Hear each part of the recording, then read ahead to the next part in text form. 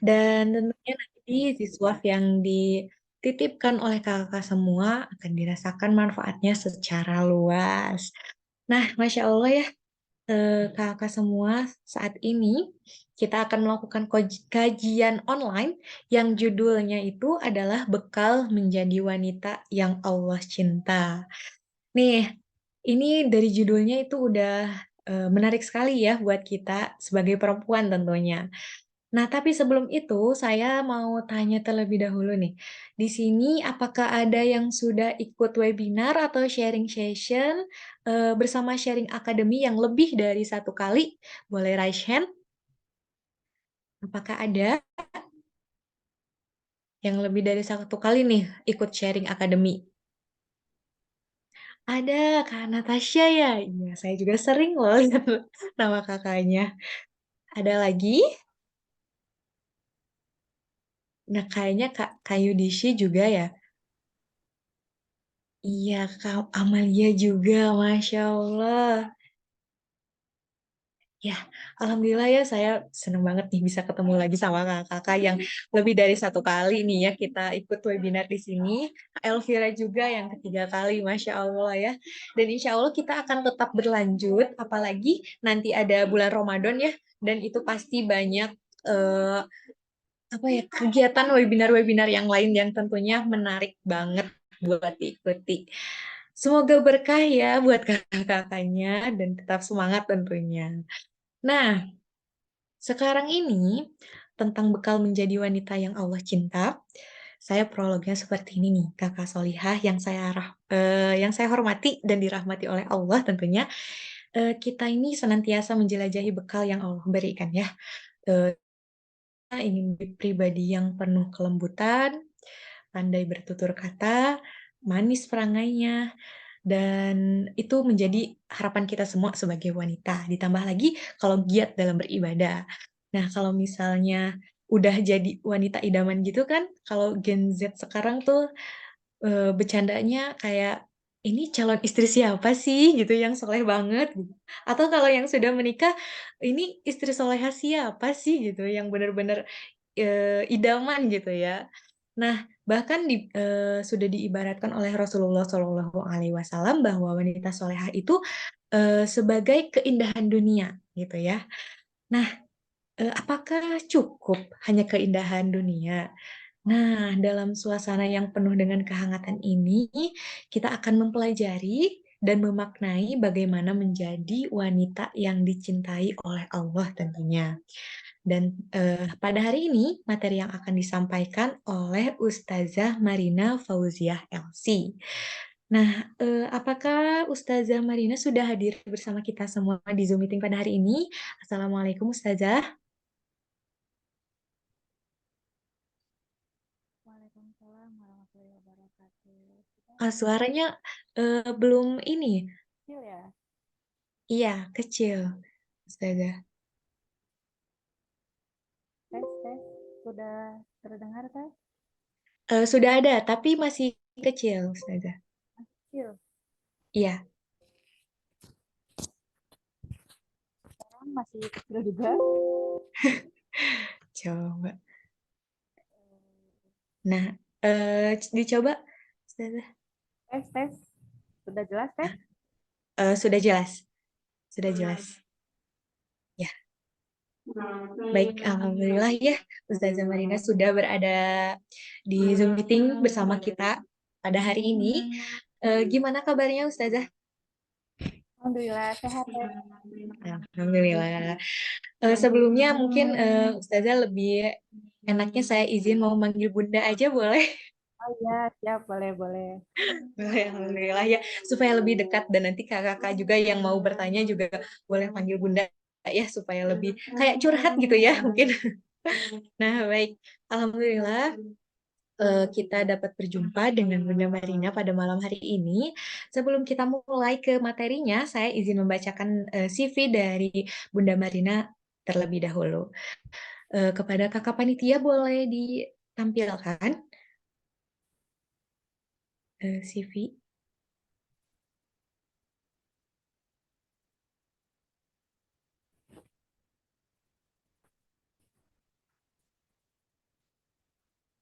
Kakak panitia, apakah ada yang bisa menampilkan CV? Oke, saya sambil bacakan. Nama Bunda Marina Fauziah LC, tempat tanggal lahir Majalengka 22 Februari 1988, agama Islam, kewarganegaraan Indonesia, status sudah menikah dengan Ustadz Ahmad Sahirul Alim, memiliki anak 7 orang anak, riwayat pendidikan sekolah dasar SDN Burujul Kulon 3 Jatiwangi Majalengka. Sekolah menengah pertama itu Madrasah Sanawiyah Husnul Khotimah. Terus ada juga sekolah menengah atas Madrasah Aliyah Husnul Khotimah juga. Pendidikan bahasa Arab di Lembaga Studi Islam dan Arab strata 1 di Al-Azhar University, Mesir, Fakultas Syariah Islamic Studies pada tahun 2006 sampai 2010. Aktivitas saat ini yakni mengajar di SMA Ashifa Boarding School pada 2012 sampai dengan sekarang.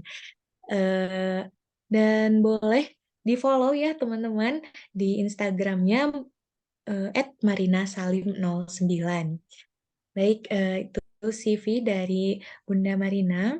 Kita lanjutkan saja dan tentunya kakak di sini sudah tidak sabar ya untuk mengikuti kajian online pada malam hari ini.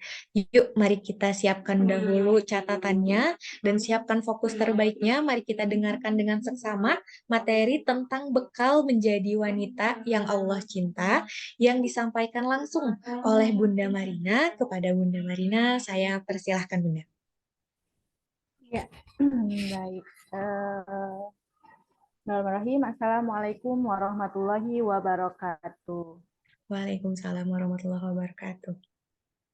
Alhamdulillahirabbil alamin. Alhamdulillahilladzi hadana lina hada wa ma kunna linahtadiya laula an hadanallah. Allahumma shalli wa sallim wa barik ala sayyidina Muhammadin wa ala alihi wa sahbihi ajmain. Amma ba'du. Alhamdulillah di malam hari ini saya berkesempatan hadir ya untuk sharing dengan teteh-teteh di sini ya, teteh-teteh hebat semuanya yang semoga ada pertemuan-pertemuan setelahnya gitu ya untuk menambah silaturahim kita.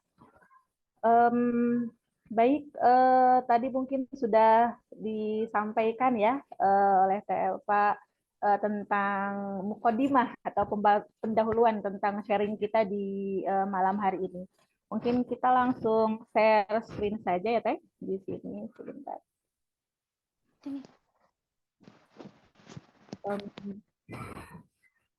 Ini materi kita di malam hari ini. Sharing-sharing yang luar biasa sebenarnya ya. Materi ini materi yang bisa dikatakan susah-susah gimana gitu ya. Mungkin prakteknya yang sulit gitu ya. Kalau kita membacanya, mengkajinya itu hal yang mudah gitu. Tapi yang sulit itu mungkin ketika pelaksanaannya nanti ketika kita mempraktekkan. Gitu. Ya, semoga sehat semua teteh-teteh ya. Apalagi kita sekarang berada di bulan haram, penghujung bulan Sya'ban ya. Rajab maaf akan menyambut Sya'ban gitu dan semoga Allah menyampaikan kita di bulan Ramadan tahun ini insya Allah. Ini materi yang akan kita bahas, kita langsung saja. Ya. Sebelum masuk ke inti ya, di sini kembali mungkin kita mengingat bahwa betapa Allah Subhanahu wa Ta'ala menyebutkan ya banyak keistimewaan untuk kita kaum wanita, bukan hanya Allah sebutkan di dalam Al-Qur'an, tetapi di dalam hadis Rasul Shallallahu Alaihi Wasallam juga banyak menyebutkan keistimewaan tentang kita kaum wanita. Ya, jangan sampai ketika Allah Subhanahu Wa Taala bahkan Rasul Shallallahu Alaihi Wasallam sudah menyebutkan berbagai macam keistimewaan keluar biasaan kita kaum wanita, kita sendiri yang mengubur ya, keistimewaan itu dengan mungkin kata lain karena kita tidak memiliki ilmu yang mumpuni dan lain sebagainya. Ya, bagaimana kita memancarkan gitu ya, atau bagaimana kita menularkan keistimewaan yang ada atau yang terdapat dalam diri kita sebagai kaum wanita. Di sini karena yang menjadi rujukan ya, kita sebagai umat Islam semuanya itu adalah Al-Quran dan Sunnah. Jadi pembahasan kita memang tidak jauh-jauh menyebutkan Al-Quran, kemudian juga Sunnah. Ketika kita membaca Al-Quran, semua kita akan menemukan beberapa penyebutan kata wanita. Kalau di Indonesia wanita atau perempuan, ya, di dalam bahasa Arab atau di dalam Al-Quran, gitu ya, yang Al-Quran yang setiap hari kita baca ini, gitu ya, kita akan menemukan ada 4 sebutan untuk wanita. Gitu ya. Yang pertama disebut dengan kata unta. Unta ya, artinya sifat ini hanya dimiliki atau kekhususan oleh kita kaum wanita yang mana tidak dimiliki oleh kaum laki-laki. Gitu ya. Di surat Al-Hujurat ayat 13 Allah Subhanahu wa taala berfirman, "Inna khalaqnakum min zakari wa unsa wa ja'alnakum min syu'uba wa qabaila." Jadi di situ Allah mengatakan ya ayuhan nas, memanggil umat manusia dengan sebutan nas. Jadi harus kita ingat juga bahwa ketika Allah Subhanahu wa taala mengatakan nas gitu, atau panggilannya ketika di dalam Al-Qur'an itu nas, berarti itu bentuknya umum untuk semua manusia ya. Semua manusia yang ada di muka bumi ini, baik laki-laki, perempuan atau agama apapun yang sekarang kalau kita kenal banyak gitu ya. Semuanya itu mencakup. Bagaimana halnya penyebutan kata manusia di dalam Al-Qur'an juga ternyata banyak gitu ya. Bukan hanya disebutkan nas saja, nas, gitu. Tapi ada yang lainnya. Setidaknya disebutkan 5 kata di dalam Al-Quran yang menunjukkan arti daripada manusia. Yang pertama Allah menyebut dengan kata bashar, Al-Quran. Kemudian Allah juga menyebut dengan kata al-in, ya. Kemudian Allah juga menyebut dengan kata al-insan, sampai ada 1 surat, ya, al-insan. Kemudian yang keempat, manusia juga ditujukan oleh Allah Subhanahu Wa Taala ketika menjadi mukhatab, gitu ya, atau dijadikan objek gitu. Allah menyebutkan dengan ya bani Adam gitu ya, anaknya Adam atau keturunan Adam. Yang terakhir juga disebut dengan Anas gitu ya. Itu sebutan-sebutan untuk manusia yang ketika Allah menyapa di dalam Al-Qur'an dengan kata-kata tadi. Gitu. Kembali lagi ke pembahasan unsa kita. Jadi ketika disebutkan unsa di sini yang artinya wanita, memiliki keistimewaan kekhususan yang tidak dimiliki oleh laki-laki lain. Gitu. Ali bin Abi Thalib radhiyallahu anhu mengatakan bahwa yang dimaksud dengan keistimewaan itu ada 3. Imam Ali mengatakan keistimewaan yang dimiliki oleh wanita itu 3 hal, dan ini juga yang menyebabkan gitu ya, kita sebagai kaum wanita disebutkan 3 kali, kemudian laki-laki disebutkan 1 kali gitu ya. Pertama, keistimewaan itu adalah mengandung, kemudian yang kedua melahirkan tentunya, yang ketiganya yaitu adalah menyusui. Jadi 3 fase ini adalah merupakan keistimewaan yang Allah berikan hanya kepada kita, bukan untuk kaum laki-laki. Jadi kalau ada yang terlahir sebagai laki-laki tapi merasa perempuan, itu menyalahi kodrat. Atau kebalikannya, terlahir sebagai laki-laki pengen merasa perempuan gitu ya, itu juga sama menyalahi. Bahkan betapa erat hubungan antara ibu dan anak ya, kalau mungkin kalau yang sudah menjadi ibu atau di sini teteh-teteh calon ibu gitu akan merasakan kedekatan dengan anak itu memiliki batinnya yang luar biasa. Salah satu contoh, anaknya mau masuk pesantren gitu ya, dari jauh-jauh hari yang namanya ibu mah udah mikirnya kemana jauh ya. Bahkan ketika nanti sudah diantar gitu ya,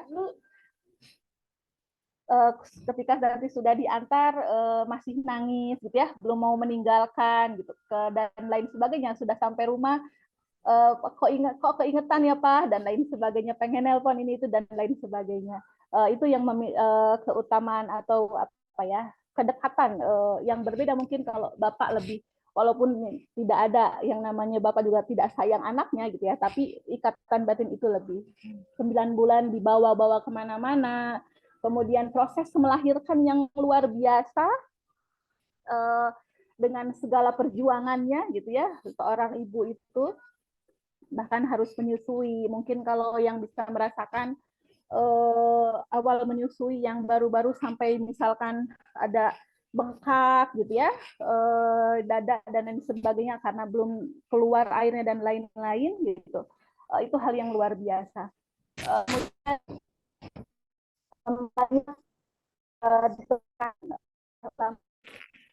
Kita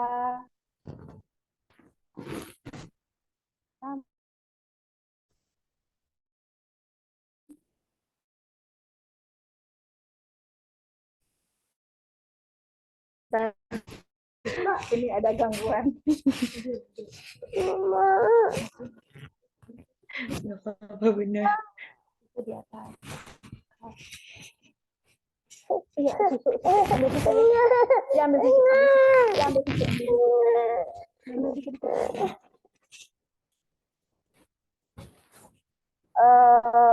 Banyak keistimewaan ya yang dimiliki oleh kaum wanita. Kemudian tadi bahkan para ulama menyebutkan ketika seorang ibu mengandung gitu, harus banyak melakukan amal soleh, amalan-amalan soleh yang dilakukan, entah itu baca Quran atau misalkan sunnah-sunnah dalam sholat, jadi berbanyak, atau maksudnya sholat sunnahnya, atau berbanyak hal-hal yang lain, sedekah dan lain sebagainya. Dan minimal gitu ya, ulama mengatakan, para ulama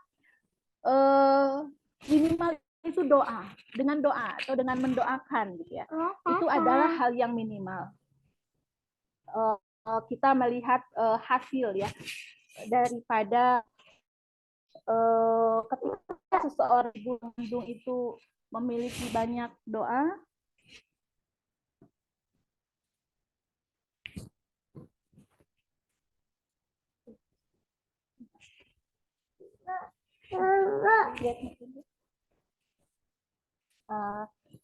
memiliki banyak keistimewaan gitu ya. Tadi yang pertama, ketika seseorang mengandung, seorang ibu mengandung harus banyak minimal itu doa yang terbaik, anaknya ingin ini, anaknya itu dan lain sebagainya, yang diinginkan, hal yang mendekatkan kepada Allah atau takarrub gitu ya. Kemudian digambarkan di dalam Al-Quran bagaimana kita mengenal ibunda daripada ibunda Sayyidah Maryam, atau kalau di Al-Quran ada disebutkan surat ketiga itu Ali Imran, keluarga Imran. Di sana keluarga Imran ini luar biasa ya, menjadi role model, menjadi salah satu contoh keluarga yang harus diikuti. Istri daripada Imran bernama Hana. Ya, Hana ketika hamil Sayyidah Maryam atau ibundanya Nabi Isa gitu ya. Hana ketika hamil atau ketika mengandung Maryam, ini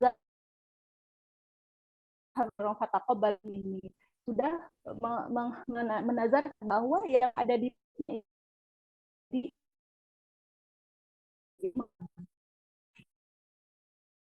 dalam ketaatan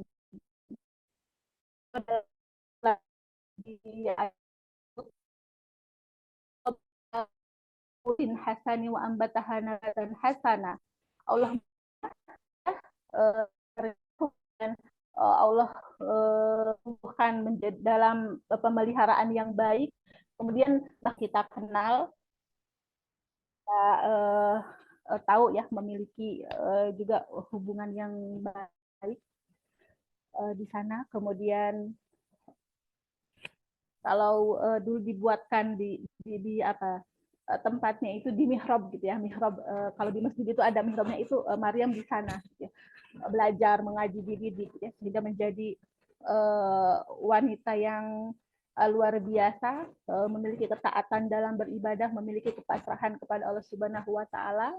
Bahkan makanan yang ada itu Allah kirimkan langsung dari langit, sampai Nabi Zakaria pun juga terheran-heran dari mana Maryam ini, gitu ya, seperti itu.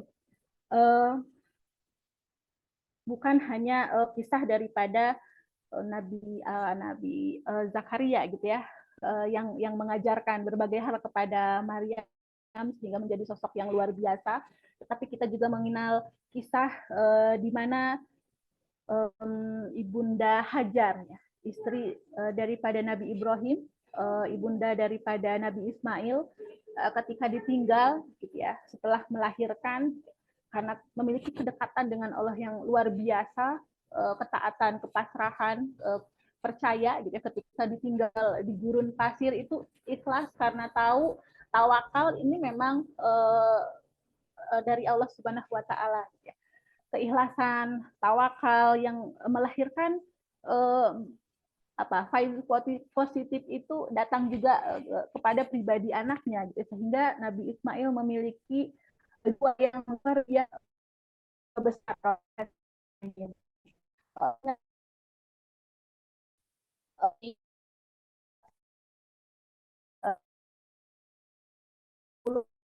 Diinginkan, ditunggu-tunggu, gitu ya, dan harus tadi, gitu ya, Allah memerintahkan untuk disembelih.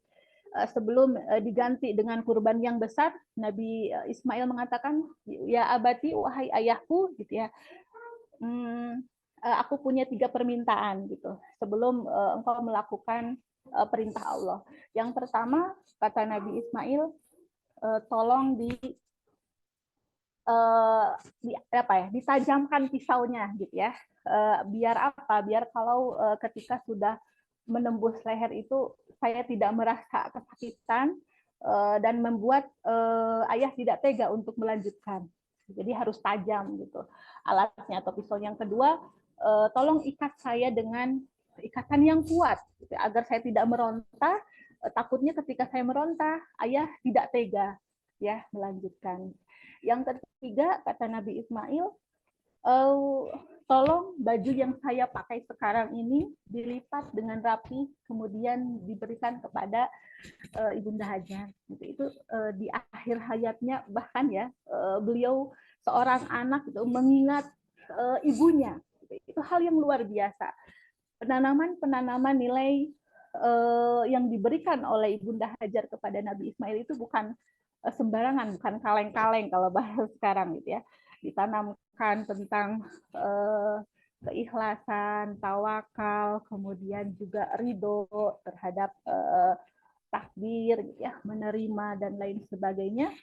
Itu diberikan oleh seorang ibu, gitu ya, tentunya. Dan ini tidak akan didapatkan mungkin walaupun ayah memiliki peran, tapi yang namanya ibu tetap, gitu ya, menjadi al-madrasah atau sekolah pertama bagi anaknya. Makanya kalau ditanya yang harus disedihkan itu ketika anak mau masuk SMP tapi belum bisa baca Quran, gitu ya, atau ketika anaknya sudah hafal beberapa lagu, gitu ya, sampai satu putaran di video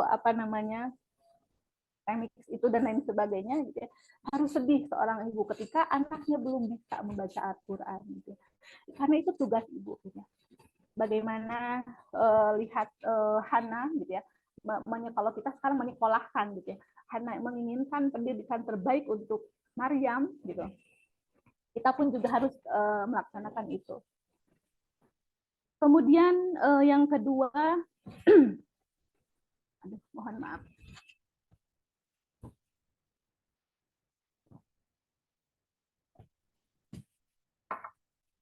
Ya, yang kedua ada di sini disebut dengan mar'ah.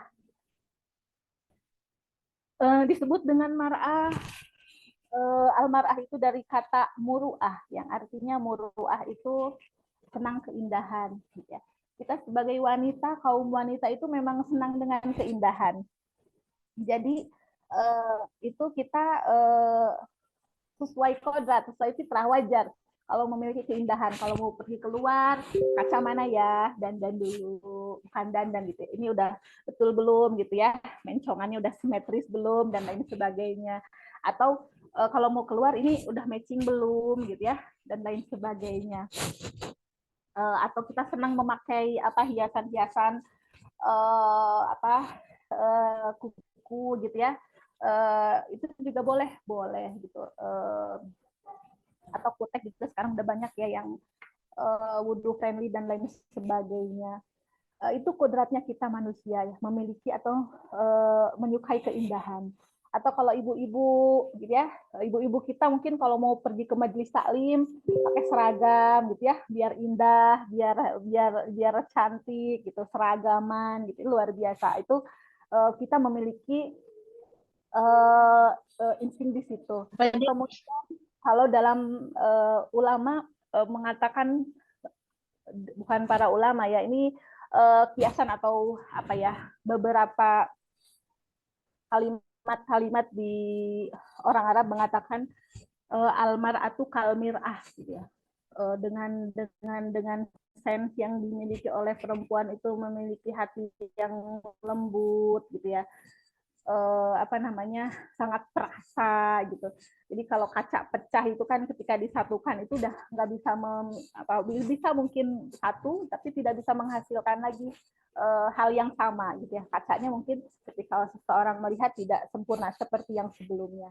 Kita perempuan mudah bisa memaafkan, tapi mungkin akan terus terkenang, akan terus teringat.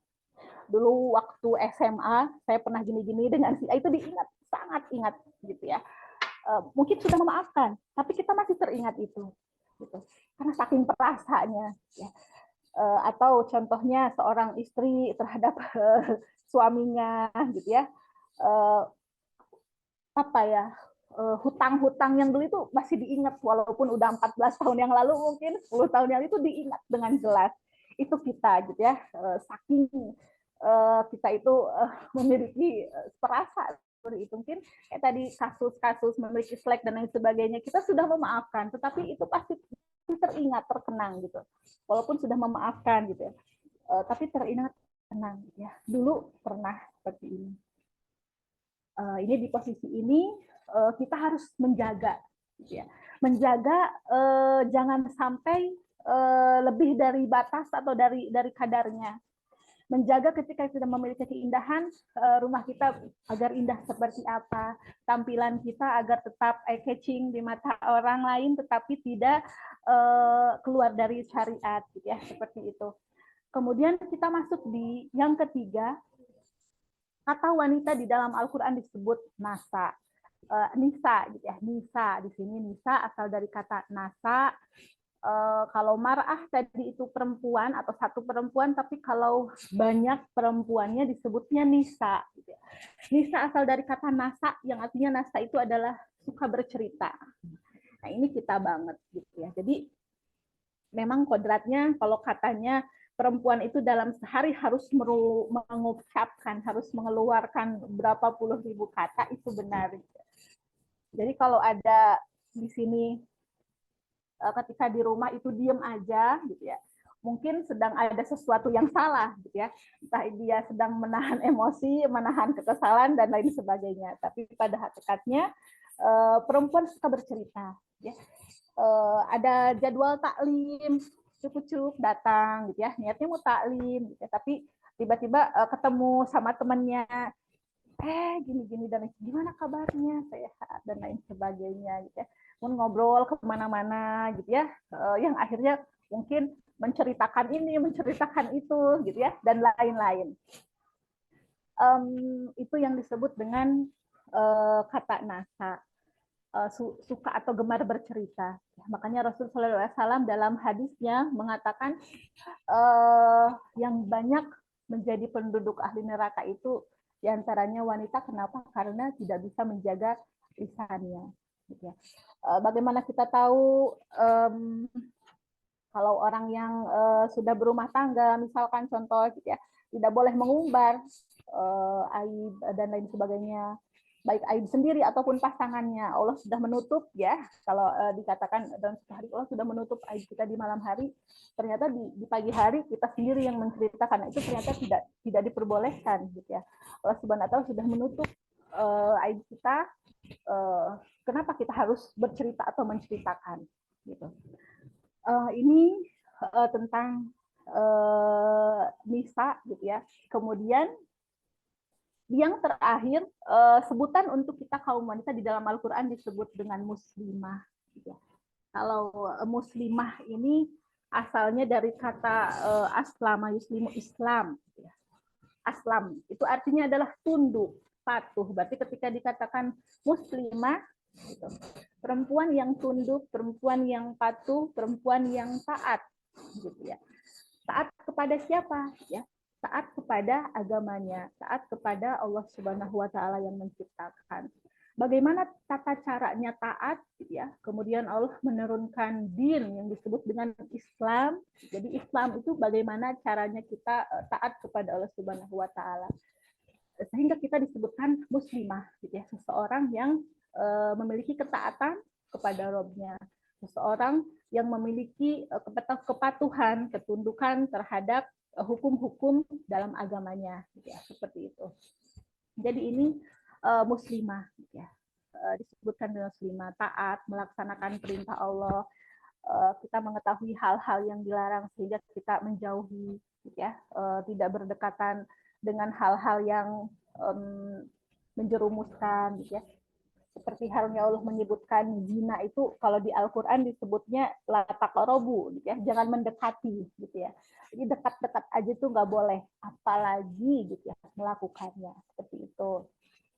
Nah, ini 4 hal sebutan ya, dan tentunya di masing-masing posisi ini kita memiliki peran kita, bagaimana kita menyikapi, gitu ya. Tadi di poin pertama tentang unsa kita memiliki keistimewaan yang hanya kita miliki, gitu ya. Sehingga kalau disebutkan berbakti kepada ibu itu 3 kali sebutannya, dengan ayah itu 1 kali, gitu ya. Kalau dijadikan 100%, kita itu memiliki sebagai ibu nanti, gitu ya, 75%, sedangkan ayah itu 25%, seperti itu. Sangat banyak sahamnya. Yang kedua menjadi mar'ah sebutannya, gitu ya, memiliki kecenderungan terhadap hal-hal yang indah, senang dengan hal-hal keindahan. Di posisi yang ketiga ini yang harus kita kendalikan, gitu ya. Bagaimana ketika di posisi ini kita benar-benar menjaga apa yang keluar, ya, ingin bercerita itu kita saring dulu, gitu ya, tidak langsung dan semerta-merta dan lain sebagainya. Terakhir dengan kata muslimah ini ya, menjadikan kita memiliki satu tujuan gitu, yaitu adalah ketaatan kepada Allah Subhanahu wa taala, melakukan amalan-amalan yang tentunya gitu ya, dengan amalan ini akan menyelamatkan kita bukan hanya di dunia tetapi bahkan di tiga dunia gitu ya, di 3 fase dunia, fase dalam kubur, kemudian fase di akhirat nanti. Baik, ada yang mau ditanyakan atau lanjut dulu Teh pemaparan materinya Teh? Dilanjut dulu Bunda, barangkali nanti di tengah-tengah mau dibuka sesi tanya jawab juga boleh. Siap. Nah, baik, ini kita lanjutkan. Di sini saya merangkum beberapa kisah ya tentang wanita. Maaf.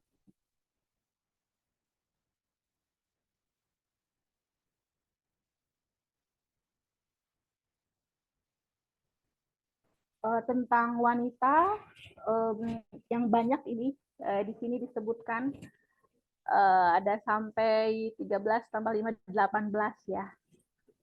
Dan kita bagi kategori, Allah menceritakan kisah para wanita dulu sebelum zaman Rasul Shallallahu Alaihi Wasallam dan wanita-wanita di saat zaman Rasul. Tidak ada setelah, gitu ya, karena ini ada di Al-Quran. Al-Quran hanya ada ketika Rasul. Jadi ada sebelum zaman Rasul dan saat zaman Rasul. Kita lihat di posisi pertama di sini untuk zaman sebelum Rasul Shallallahu Alaihi Wasallam. Yang pertama istri daripada Nabi Adam alaihi salam, itu Hawa. Ya. Di sini disebutkan di surat Al-A'raf ayat ke-19, ya Adam uskun anta wa zaujukal jannah wala taqrabu hadhihi syajarata fatakuna. Di sini apa namanya Allah memerintahkan atau mempersilahkan Nabi Adam dengan Hawa untuk menetap di surga dengan satu syarat, tidak boleh mendekati pohon ini gitu ya. Tapi akhirnya karena dorongan digoda waswasah syaiton gitu, kemudian tergoda dan bahkan memakan buahnya gitu ya, hingga menjadikan Nabi Adam dan Hawa diturunkan ke bumi ya. Dan inilah awal mula perkembangbiakan manusia ada. Jadi ketika Nabi Adam kemudian Siti Hawa diturunkan ke bumi, disinilah awal perkembangbiakan manusia menjadi berkembang lebih banyak. Dengan apa? Dengan jalan Hawa ketika melahirkan itu selalu hamil kembar, dan kembarnya itu laki-laki perempuan, ya. Jadi ketika Hawa melahirkan itu melahirkannya kembar, laki-laki perempuan, dan disyariatkannya itu untuk menambah lagi itu untuk berkembang lagi lebih banyak lagi, pernikahannya itu pernikahan silang. Pernikahan silang yang artinya tidak boleh menikah dengan kembarannya gitu ya. Kayak contoh ada Qabil dengan Habil gitu ya. Qabil nikah dengan kembarannya Habil, kemudian Habil menikah dengan kembarannya Qabil. Jadi harus silang, tidak boleh menikah dengan kembaran.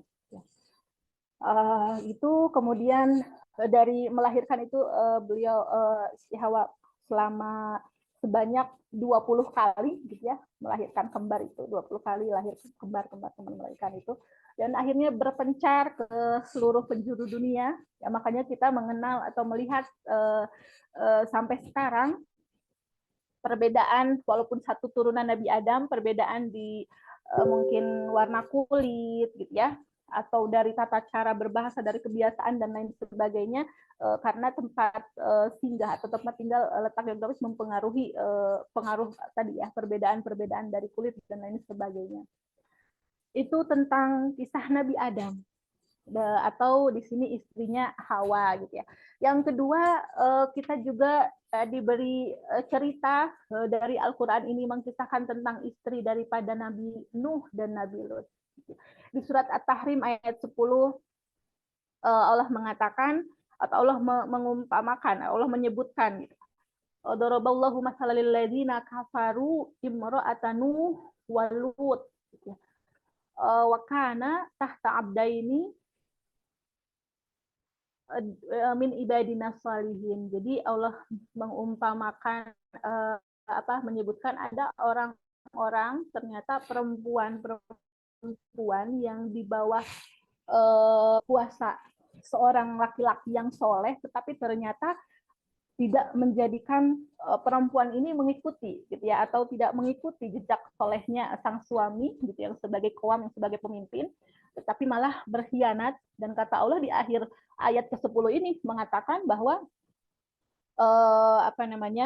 faqila dkhula nar gitu ya, faqila dkhulan nar ma'ad-dakhilin, maka masuklah kalian berdua ke dalam neraka bersama orang-orang yang masuk ke dalam neraka. Itu Allah sudah memberikan gambaran langsung gitu ya, bagaimana sikap seseorang yang bahkan diberi anugerah gitu ya, seorang pasangan yang luar biasa taat, baik, soleh, tetapi ternyata tidak bisa membawa berbarang gitu ya.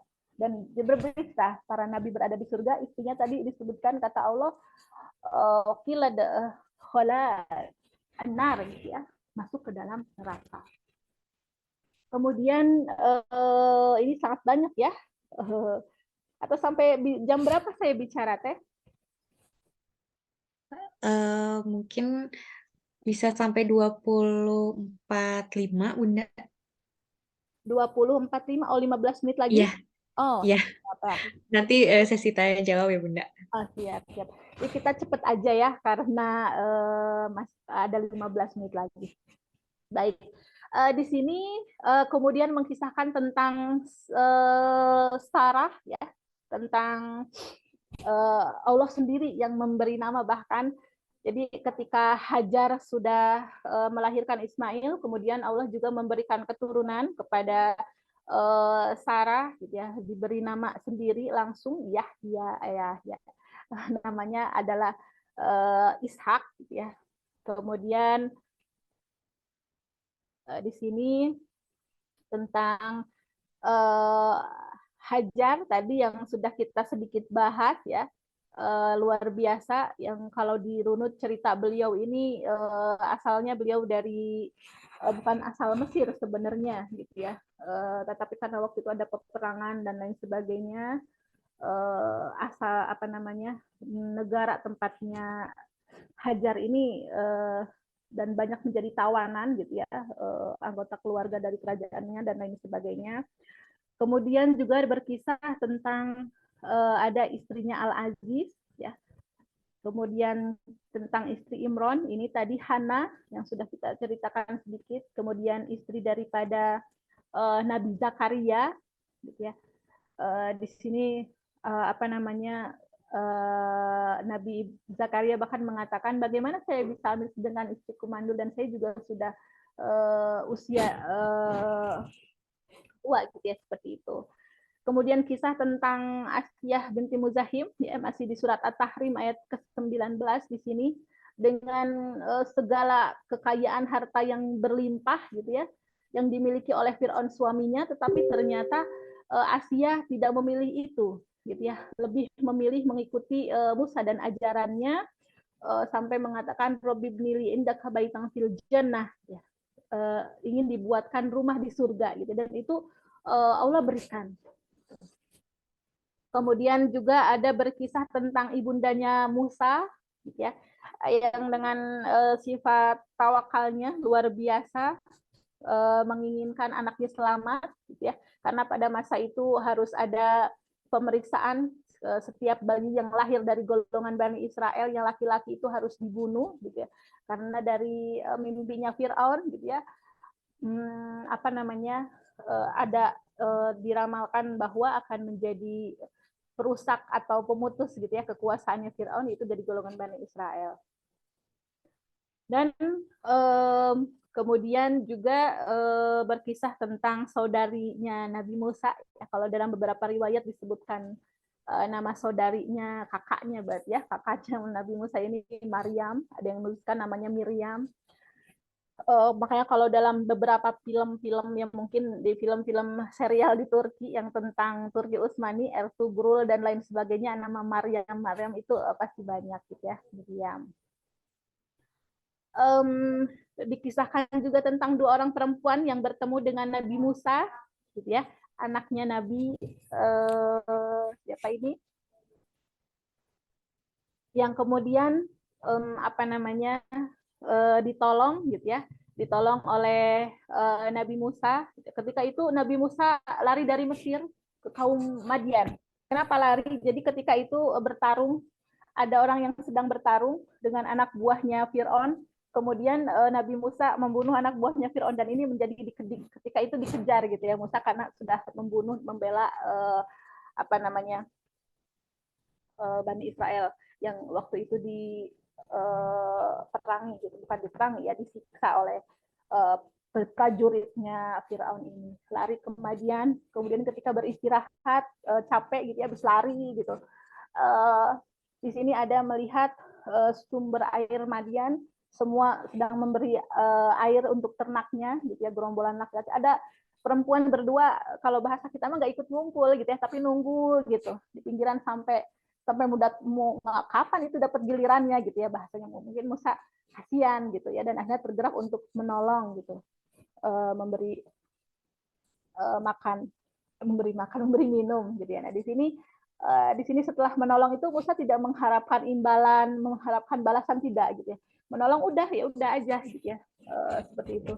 Dan akhirnya ketika karena sudah lari dari Mesir itu capek, lapar, gitu ya, belum makan apapun, Nabi Musa berdoa, gitu ya, Rabbil lima anzaltu ilayya min khairin fakir, Itu salah satu doa, dan dulu waktu saya masih di Mesir sering mengamalkan doa ini gitu ya, untuk diturunkan rezeki gitu.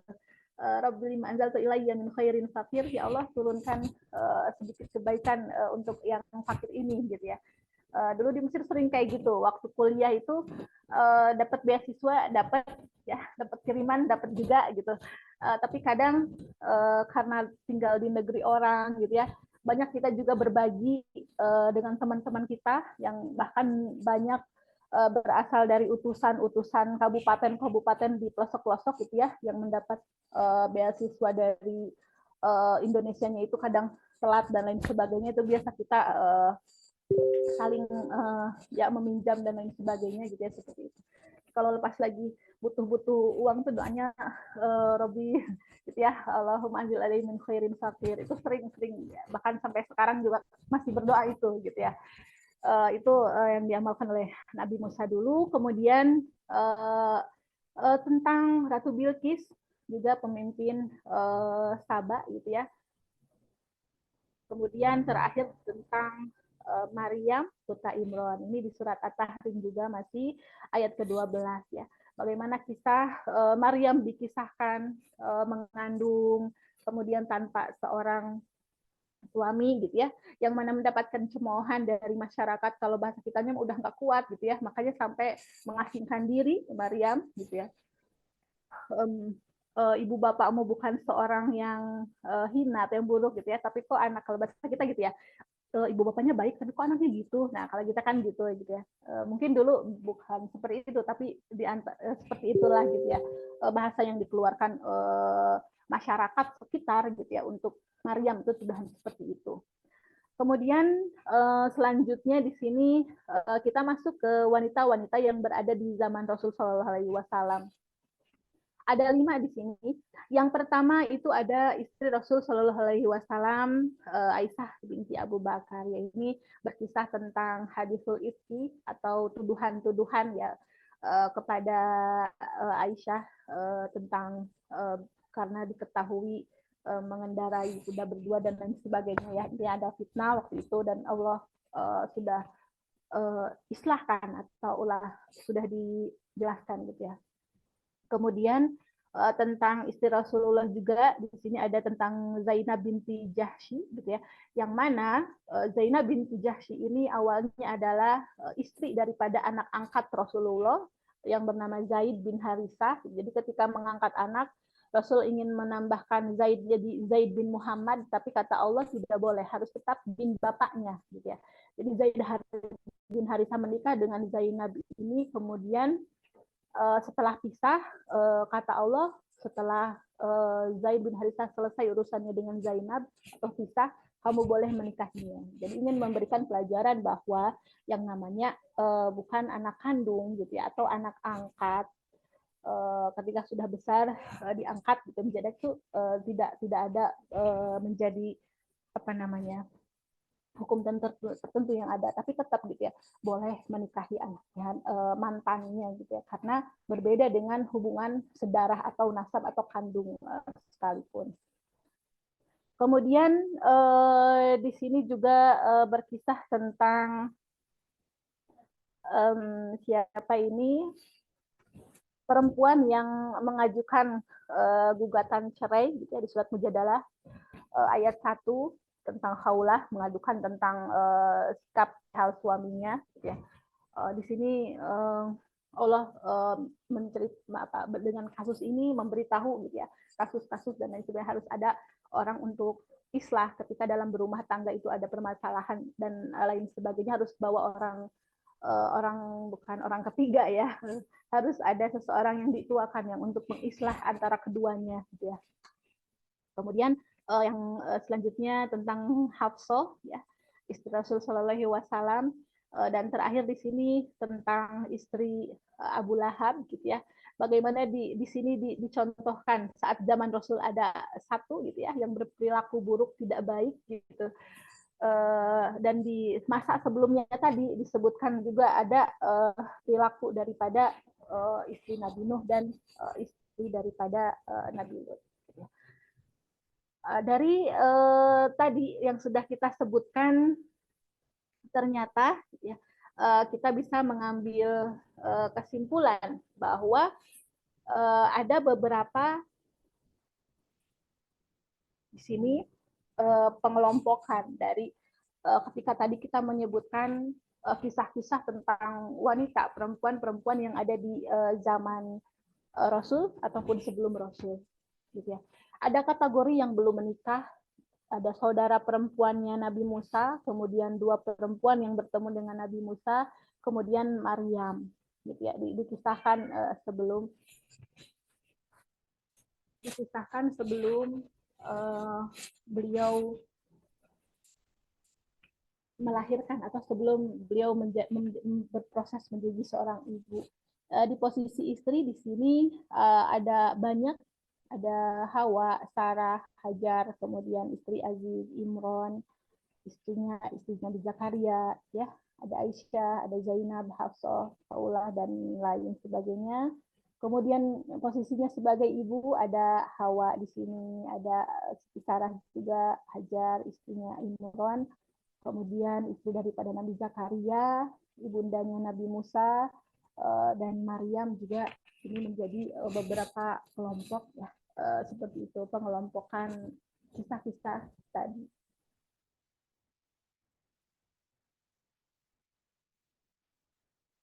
Nah, ini ibrah yang bisa kita ambil beberapa ya dari kisah-kisah para wanita tadi yang belum menikah.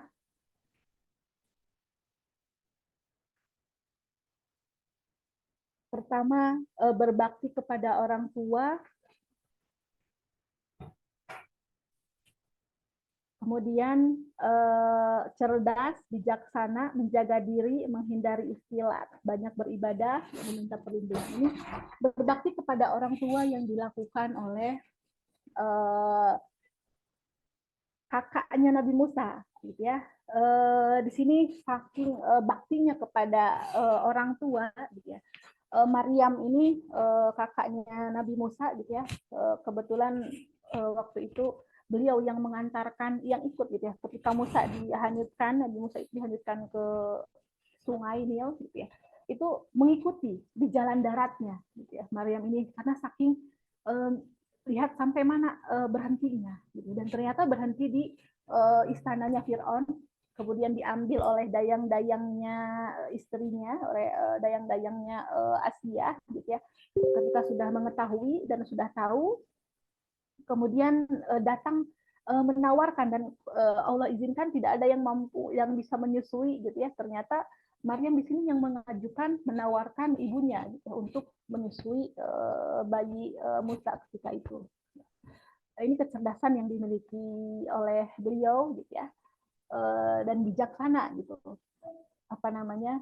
Bukan ketika melihat proses adiknya dan lain sebagainya, gitu ya, tidak kenapa harus gini, kenapa harus gitu, tapi mengikuti, kemudian mengambil andil bagian, gitu ya, seperti itu.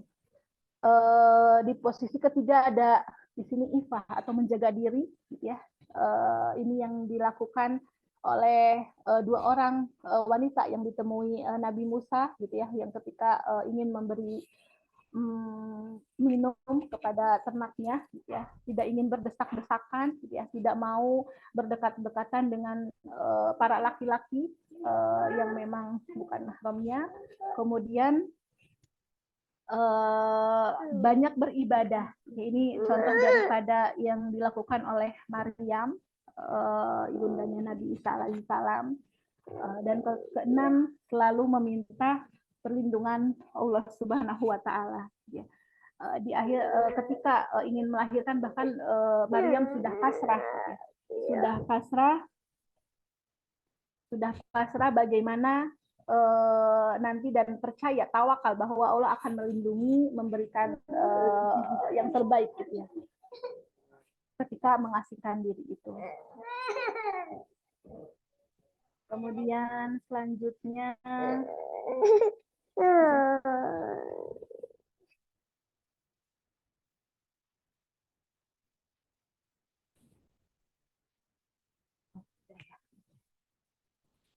oke, nah di sini ternyata kita bisa mengambil kesimpulan ya, ketika ingin menjadi sosok wanita yang dicintai Allah dan bahkan Allah mengatakan udkhulil jannata min aibabin syi'ta, min aibabin syi'ti, ya.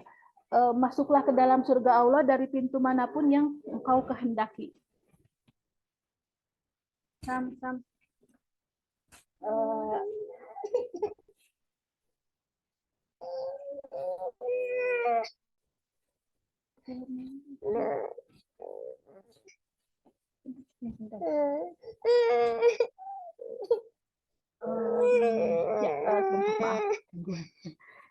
Oke, sampai mana tadi? Ketika ingin menjadi sosok wanita ya, yang tadi yang Allah cinta gitu, banyak hal yang harus kita perjuangkan, banyak hal yang harus kita lakukan.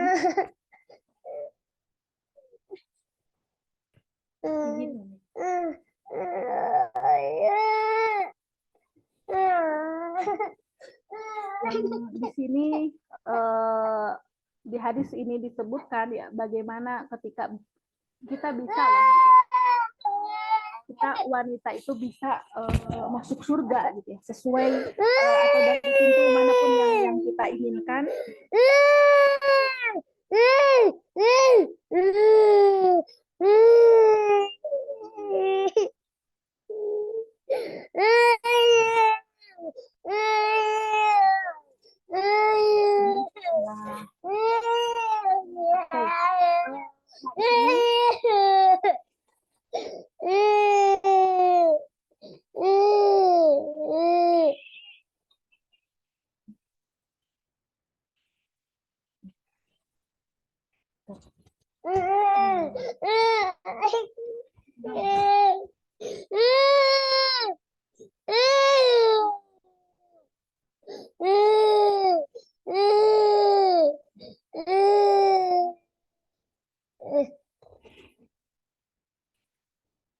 Afwan.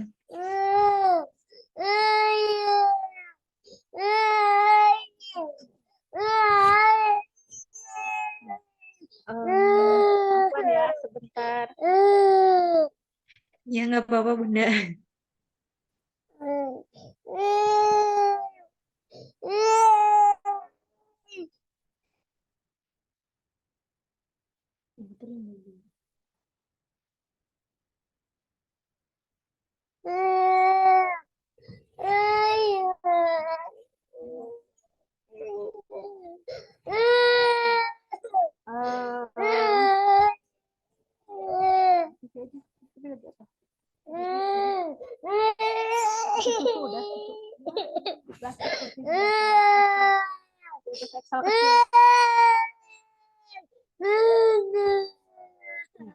Maaf,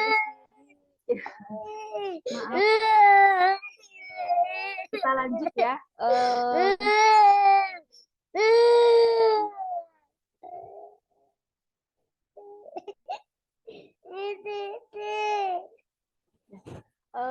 Apaan? Ya ini. Jadi di sini Rasulullah SAW bersabda, jika seorang wanita menaikkan sholat 5 waktu, berpuasa di bulan Ramadan, kemudian menjaga dirinya dan mentaati suaminya, niscaya akan dikatakan padanya masuklah surga dari pintu manapun yang kamu mau. Ini jadi kalau kita pengen masuk surga itu ya minimal di 4 poin ini gitu.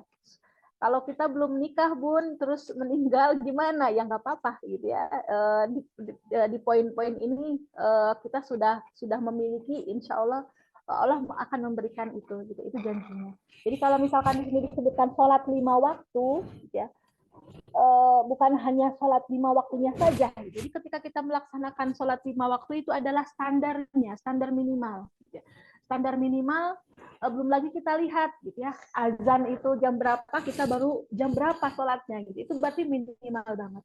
Makanya istri Rasul Shallallahu Alaihi Wasallam, Maimunah radhiyallahu anha mengatakan, saya tidak akan meninggalkan ini. Jadi ketika itu Rasulullah SAW mengatakan, man shalla isna asyrata rakaah gitu ya, bunyalahu baitan fil jannah. Barang siapa yang tidak meninggalkan 12 rakaat gitu ya, dia bisa masuk atau dibuatkan bunyalahu bait, dibuatkan, didirikan gitu ya, satu rumah bait di surga Allah Subhanahu wa taala. Maksud dari 12 rakaat ini apa? Maksudnya adalah sholat sunnah 12 rakaat yang mengiringi sholat fardu.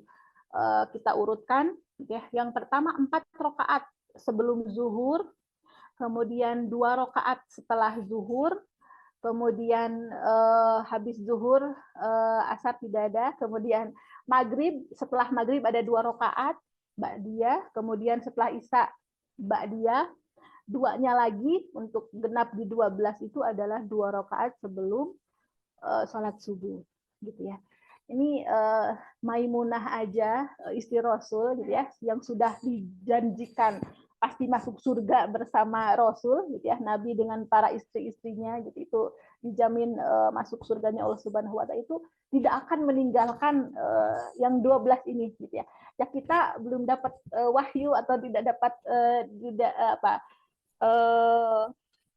ilham juga disebutkan gitu ya, bahwa kita akan masuk surga itu belum ada gitu ya. Kita juga harus di sini gitu ya, Maimunah aja, Ummahatul Mukminin gitu ya, yang sudah dijamin masih melakukan itu gitu ya, masih menjaga gitu sunnah-sunnahnya yang tadi 12 rakaat yang sampai kata Rasul, bunyalahu baitan fil jannah, dibangunkan rumah. Kemudian belum lagi ada Aisyah radhiyallahu anha yang ketika menjadi salah satu istri Rasul sallallahu alaihi wasallam yang menjadi rujukan setelah wafatnya Rasul, ya, bahkan banyak memiliki mengeluarkan hadis sampai 5.000-an hadis. Kemudian beliau ketika ditanya oleh para sahabat bagaimana tahajudnya Rasul gitu. Kemudian Aisyah mengatakan, wallahi kalau indahnya tidak usah ditanyakan suaranya ketika mengaji atau ketika sholat, ya, bahkan lamanya juga jangan ditanya. Gitu. Jadi Siti Aisyah, Sayyidah Aisyah aja juga gitu sama posisinya menjadi istri Rasul yang sudah pasti Allah bersama nanti dengan Rasul gitu ya, para nabi di dalam surganya Allah, masih melakukan tahajud itu. Jadi Ummahatul Mukminin Aisyah tidak akan mengatakan kepada sahabat tentang tahajud Rasul kecuali memang Sayyidah Aisyah juga berjaga atau mengikut tahajud gitu ya ketika itu. Gitu. Jadi ini hal yang luar biasa. Kalau kita mungkin bekal untuk teteh-teteh yang posisinya masih single gitu ya, dan akan untuk yang membina rumah tangga atau yang baru mau, untuk tahajud ini harus diberi porsi ya, diberi porsi yang luar biasa, diberi porsi jangan sampai meninggalkan gitu ya, dan bahkan jangan bersendirian gitu. Kalau sekarang masih sendiri bersendirian, tetapi kalau sudah berpasangan harusan gitu ya, bersama itu melaksanakan qiyam di sepertiga malam, melaksanakan qiyam di sepertiga malam, bahkan bukan hanya qiyamnya saja gitu ya. Setelah itu dilanjutkan dengan mungkin muhasabah dan lain sebagainya, itu hal yang luar biasa. Bukan hanya tugas suami, tapi ketika misalkan berganti gitu ya, istrinya juga bisa mengajak, membangunkan dan lain sebagainya. Kemudian selanjutnya ini bun yang mendapat berKTP-kan Muslim gitu, tetapi ternyata tidak melaksanakan haknya sebagai Muslim atau tanggung jawabnya sebagai seorang Muslim dalam Ramadan ini 1 bulan, bahkan bukannya tidak sama sekali gitu ya.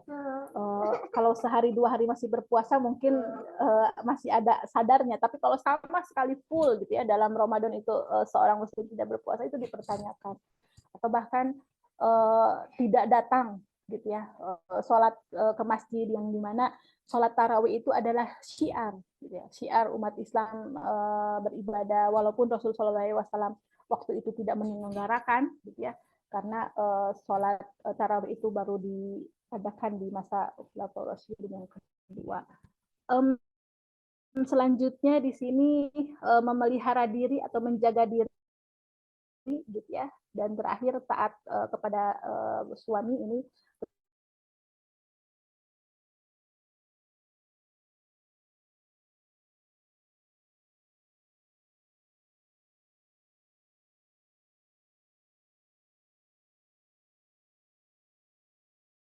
tentunya ketaatan yang tidak melanggar Allah.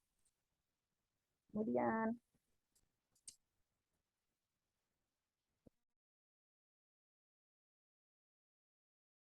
itu ya. Ini terakhir ya, kita masuk ini yang tidak boleh kita ikuti daripada kisah-kisah tadi yang ada di dalam Al-Quran. Gitu. Ada di 3 hal ini. Ya. Yang pertama, tipe-tipe yang suka menghasut, menjadi tukang fitnah, gitu ya. Kemudian juga bergosip juga sama, atau tipe pengkhianat ya, seperti istri daripada Nabi Nuh dan juga Nabi Lut. Terakhir,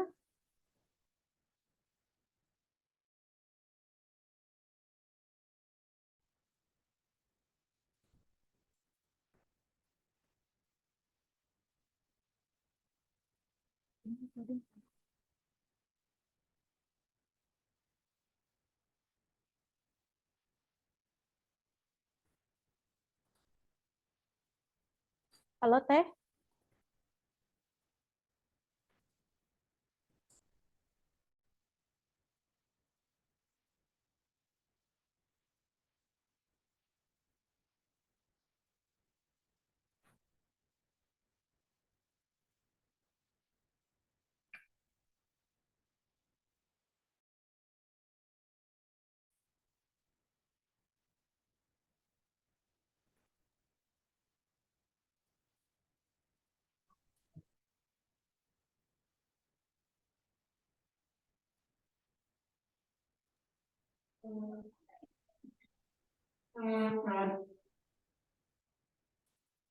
Halo, tes tes.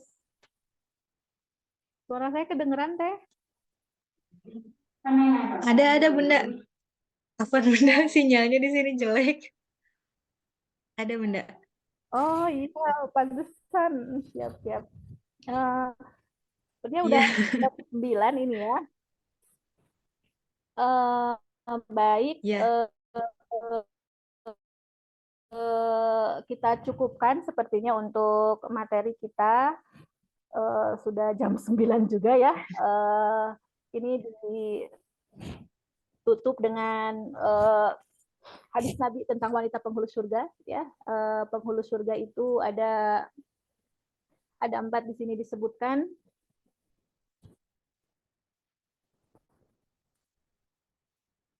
Ada Khadijah, kemudian Fatimah, putra Rasul ya, putrinya Rasul, ada Maryam binti Imran, kemudian ada Aisyah, Asiyah binti Mujahid. Ini luar biasa kalau kita baca kisah-kisah keempat buku sirah, juga di antara salah satu buku yang harus kita baca gitu ya, apalagi untuk teteh-teteh hebat gitu ya, yang apalagi calon ibu, calon istri dan semuanya gitu ya, buku-buku seperti ini harus menjadi makanan gitu ya, untuk fikriyah kita gitu.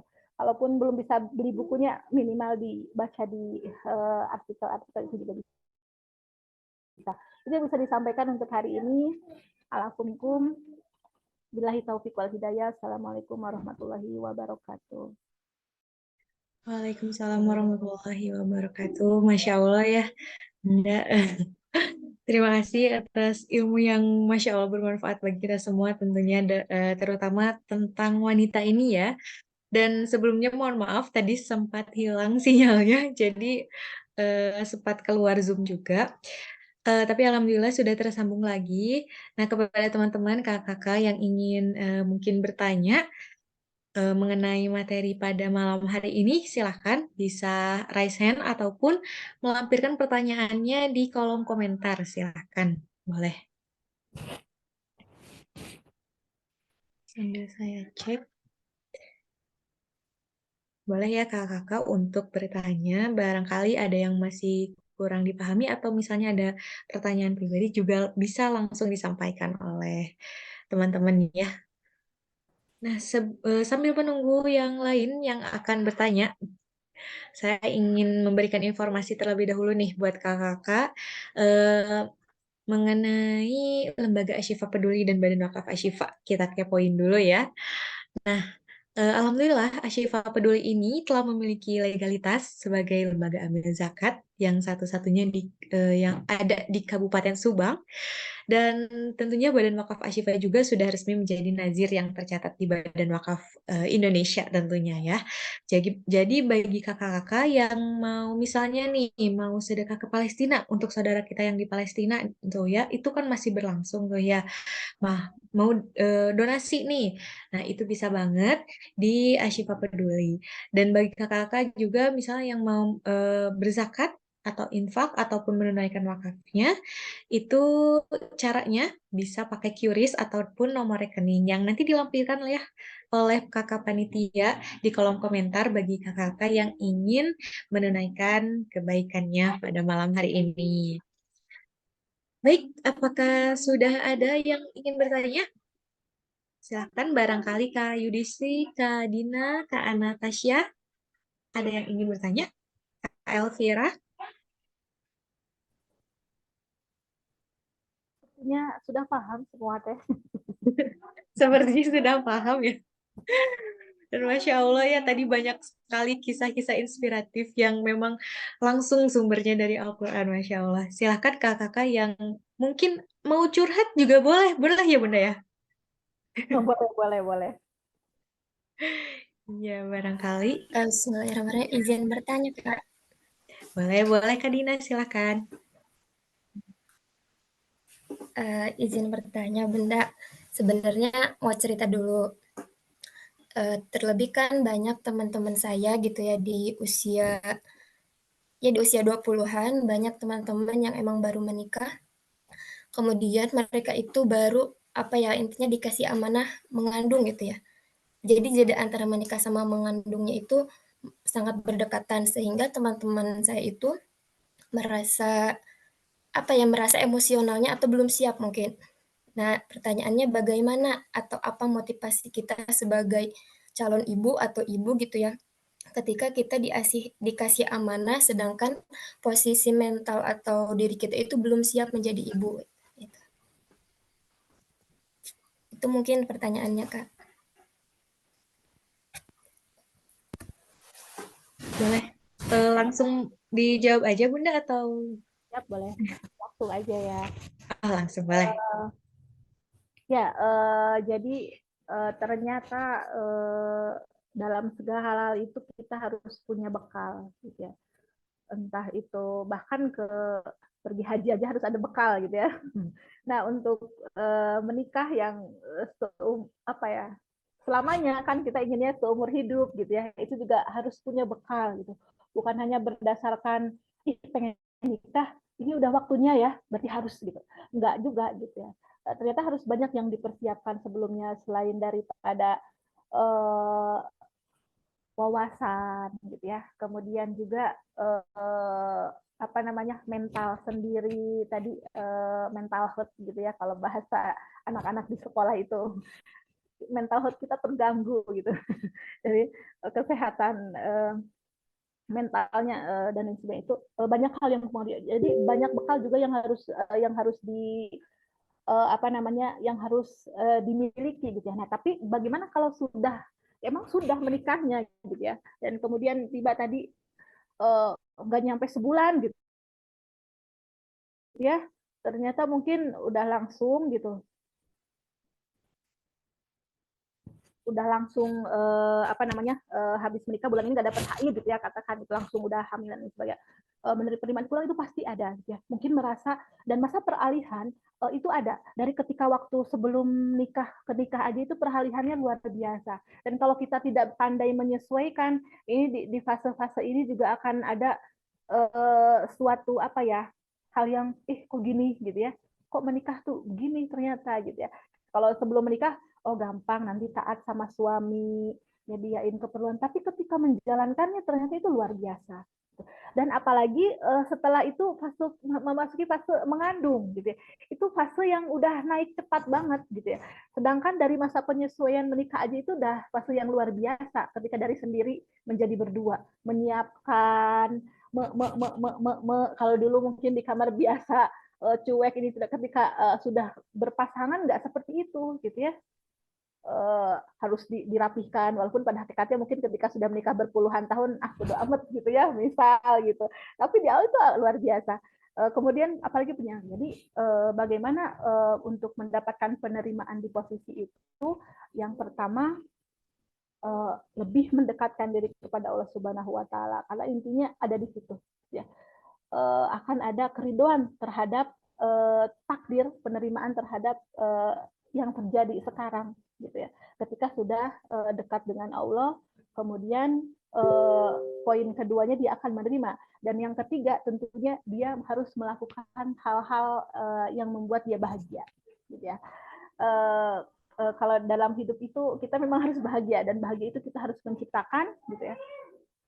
Bagaimanapun juga kita harus punya waktu sendiri. Kayak saya misalkan anaknya udah 7 kalau yang ada gitu harusnya, tapi yang ada 5 karena yang 2 tidak ada. Harus punya waktu mereka sendiri gitu ya, tanpa suami, tanpa anak itu ya gitu. Nah, sama gitu ya. Ketika kasusnya di sini juga dengan perubahan itu, yang pertama tadi mendekatkan diri kepada Allah, kemudian menerima ridho dengan yang terjadi, yang ketiga tadi melakukan hal-hal yang membuat dia bahagia, hal-hal yang bisa menyenangkan, melakukan hobi dia kah gitu ya, atau hal-hal apapun yang lainnya gitu. Mungkin itu 3 hal sebenarnya bisa cukup gitu ya untuk berada di fase ini, ketika habis nikah langsung ujug-ujug gitu ya, udah naik tahap lagi gitu ya, dari single berdua kemudian udah mau bertiga. Itu mungkin Teh Dina ya.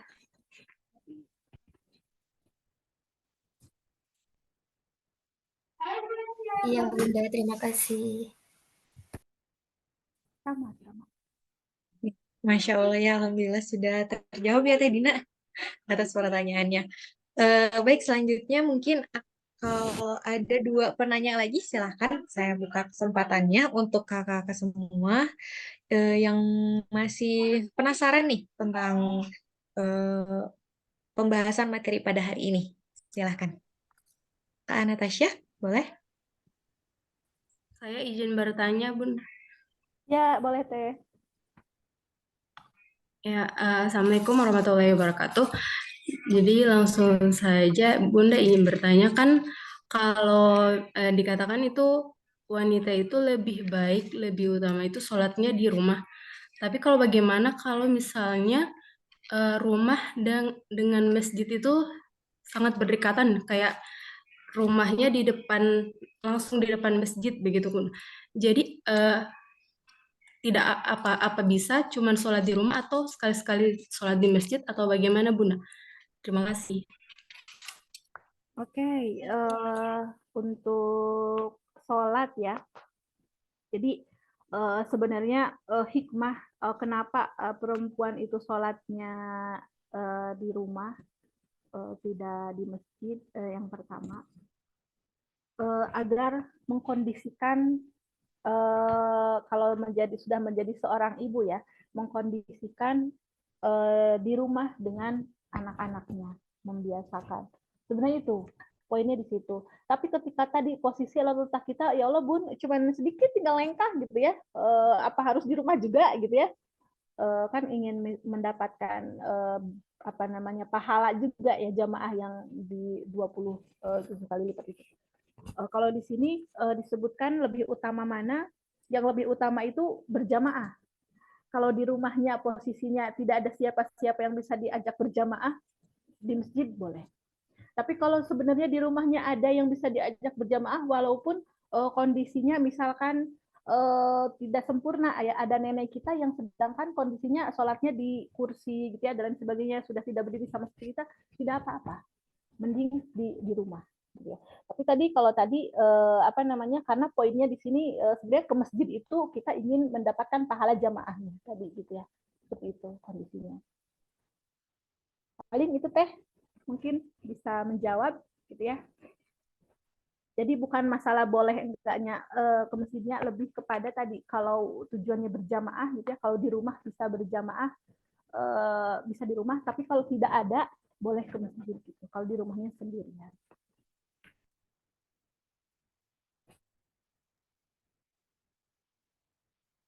Gimana Kak Natasha? Apakah masih ada pertanyaan atau cukup? Atau sudah terjawab? Sudah Kak, terima kasih. Terima kasih Bunda. Masya Um, Allah. Masya Allah ya, Alhamdulillah sudah terjawab. Sekarang mungkin satu orang lagi penanya, silahkan barangkali ada yang masih eh, yang mengganjal gitu, pengen nanya ini nih ke Bunda gitu. Silahkan. Atau dari kolom komentar mungkin. Kalau misalnya nggak mau open mic atau open cam, boleh melalui komentar. Atau kita juga streaming YouTube ya, barangkali ada kakak semua teman-teman yang streaming di YouTube boleh untuk bertanya. Silahkan, apakah masih ada? Kak Yudisi mungkin? Kak Elvira? Atau yang lainnya? Kakak yang lain? Atau sudah cukup dipahami?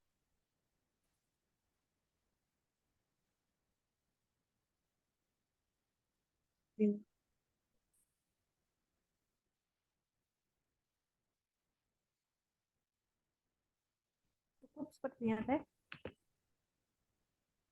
Sepertinya cukup ya, Bunda. Sepertinya sudah paham, Alhamdulillah ya. Eh, Tadi materinya begitu luar biasa. Kalau misalnya makanan itu daging semua gitu ya, terutama buat kita para wanita nih ya, Bunda. Dan inspirasinya langsung melalui Al-Quran dan tadi juga dari para nabi ya. Dan Alhamdulillah, teman-teman, tentunya saya ucapkan terima kasih kepada Bunda Marina yang telah menyampaikan materi yang luar biasa pada malam hari ini, yang sangat bermanfaat tentunya bagi kita semua. Dan terima kasih juga kepada kakak-kakak, teteh-teteh, semua yang hadir di Zoom meeting dari awal sampai akhir sekarang ya, Alhamdulillah. Dan tentunya kita apresiasi, kita klik emoji tepuk tangannya ya untuk kita semua, boleh untuk dilihatkan seperti ini. Nah, boleh tepuk tangan terlebih dahulu ya. Alhamdulillah kita setelah sampai di penghujung acara. Boleh diklik emojinya. Nah, baik. Mungkin Bunda akan ada closing statement terlebih dahulu. Silahkan. Apa ya? Ya, closing statement mungkin sedikit ahwat kilat ya, teteh-teteh semua. Tadi di awal berbicara tentang keistimewaan ya, jangan sampai keistimewaan yang sudah Allah gambarkan. Kemudian Rasulullah juga kembali tegaskan di dalam hadis-hadisnya, kita menghilangkan sisi-sisi keistimewaan itu ya, dengan hal-hal yang ternyata menurut kita itu tidak menghilangkan, ya, tapi ternyata itu masuk dalam bagian menghilangkan keistimewaan kita. Yang artinya Allah luar biasa ya, dengan posisi kita ini kita sudah posisinya sekarang itu dijaga ya dengan hijabnya kita. Ya. Jangan sampai penjagaan yang Allah ini kita lepas begitu saja. Itu saja mungkin ya, karena keutamaan kita sebagai perempuan itu ketika kita melakukan amalan-amalan bentuk ketaatan kita kepada Allah Subhanahu Wa Taala. Itu paling teh cukup dari saya. Baik, Masya Allah. Terima kasih Bunda atas closing statement-nya. Eh, Baik, teman-teman, kakak semua. Alhamdulillah kita telah sampai di penghujung acara, tapi sebelum ditutup, mari kita foto terlebih dahulu. Jadi bagi kakak-kakak yang lagi santai nih ya, boleh open kameranya, kita siap-siap untuk berfoto terlebih dahulu. Kita fotonya 2 kali ya, jadi boleh siapkan senyum terbaiknya. Oke, di hitungan udah siap semuanya? Saya tunggu sampai 5 detik deh buat siap-siap ya. Oke, kita cek terlebih dahulu. Oke, kakaknya udah open kamera nih. Oke, boleh ditambah lagi silahkan. bagi yang sudah siap-siap. Baik, kita langsung saja ya fotonya 2 kali karena ada 2 slide nih ya. Dalam hitungan ketiga boleh tersenyum. Oke, siap. 1, 2, 3.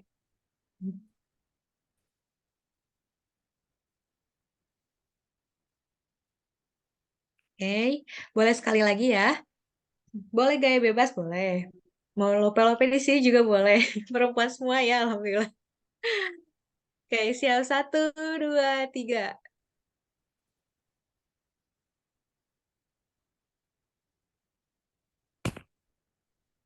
Oke, baik. Alhamdulillah ya.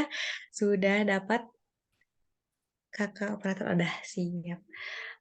Terima kasih kepada kakak semua yang telah hadir di Zoom meeting pada hari ini dan tentunya jazakumullah khairan kasir kepada Bunda Marina yang telah menyampaikan materinya pada malam hari ini. Eh, kita tutup dengan mengucapkan hamdalah bersama-sama. Alhamdulillahirrahmanirrahim. Terima kasih atas perhatiannya dan mohon maaf bila ada kesalahan. Saya Elka Nuraini Fadila, pamit undur diri. Terima kasih. Wassalamualaikum warahmatullahi wabarakatuh. Waalaikumsalam warahmatullahi wabarakatuh. Waalaikumsalam warahmatullahi wabarakatuh. Terima kasih, Bunda. Makasih Bunda, makasih Kak. Ya semuanya. Assalamualaikum.